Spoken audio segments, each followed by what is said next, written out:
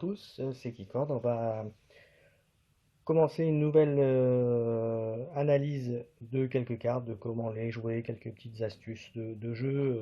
Voilà, donc là j'avais commencé par les Brobnar, là on va continuer par les Shadows. Je vais faire juste un tout petit peu plus de cartes pour que ce soit peut-être un peu plus intéressant.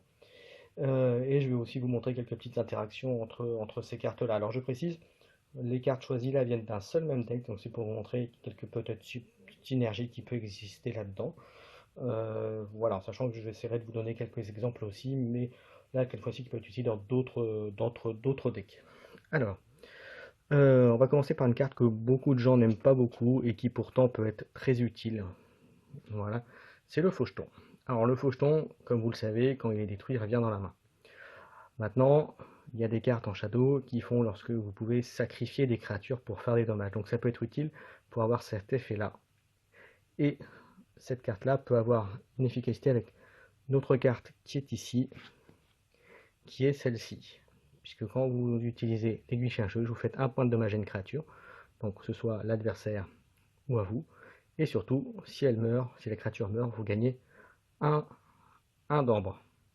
Donc là, je ne l'ai pas montré, mais vous voyez, par exemple, dans ce deck-là, j'avais deux aiguilles chercheuses avec ça. Donc, imaginez, vous le posez, boum, vous le tuez, hop, ça remonte.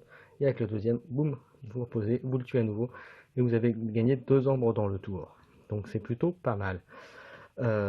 Maintenant, vous avez la possibilité de faire ça, mais si l'aiguille sans champ vous permet d'éliminer une créature en face, il vaut mieux privilégier de tuer une créature en face, bien sûr.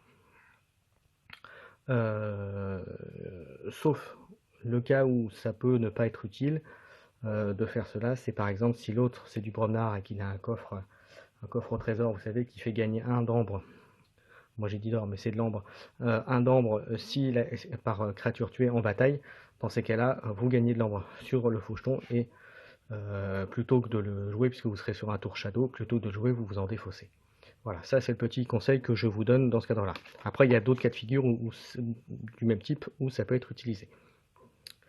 Euh, voilà, donc ça, ces deux cartes-là, on les a fait. On va passer à la mine à retardement. La mine à retardement, c'est très bien, c'est situationnel, mais l'avantage, c'est comme c'est omni, vous la posez, vous gagnez un d'ambre, et vous l'utilisez quand vous en avez besoin. Voilà. Et bien sûr, vous faites-le quand vous êtes sûr de faire un maximum de dégâts. Voilà, donc ça ne touchera pas ceux qui sont sur le flanc.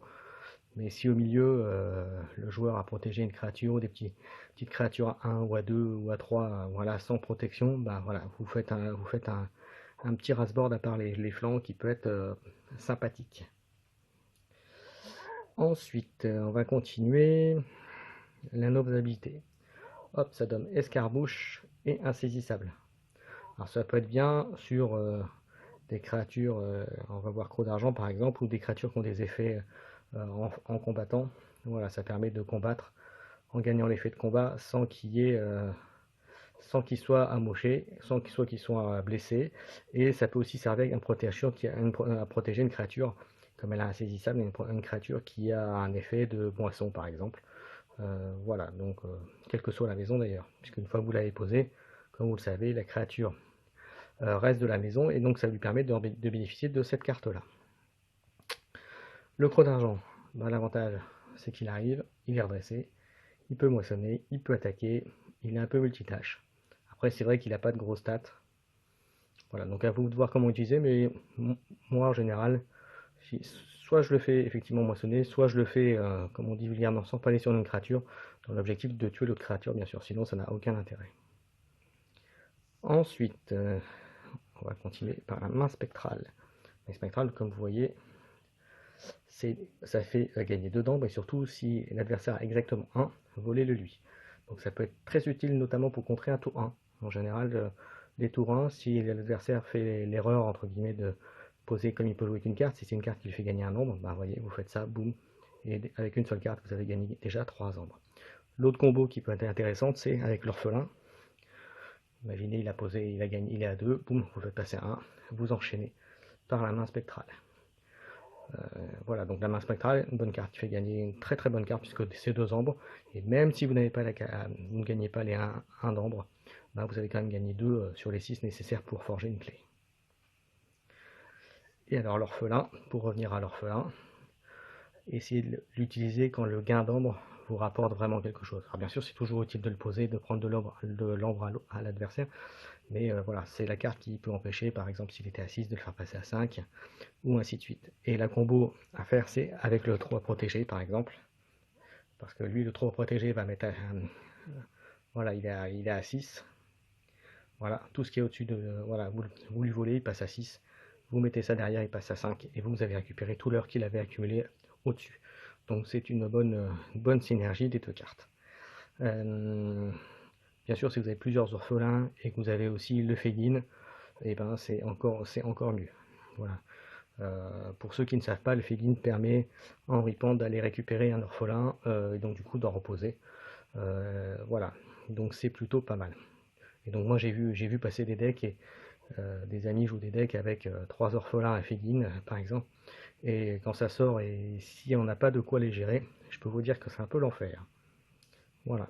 Et notamment pour aider des combos comme celle-là, il y a le double ténébreux qui certes ne fera pas de dommages, mais à 9 points de vie il faut y aller. Bon bien sûr si vous avez un gros promenard ou un grand panard qui arrive à 11 de patate, c'est sûr que le double ténébreux il va pas servir à grand chose. Enfin, il va faire gagner un tour, mais il va pas servir à grand chose. Et puis après, d'autant plus qu'il y a maintenant des cartes chez les promenards qui, vous savez, qui ne touchent pas la cible première, mais les cibles voisines, et donc qui peut faire que le double ténébreux, en une seule attaque, ils partent directement dans la défausse. Mais c'est une bonne carte quand même pour protéger ces créatures, donc à jouer à côté d'une créature à protéger.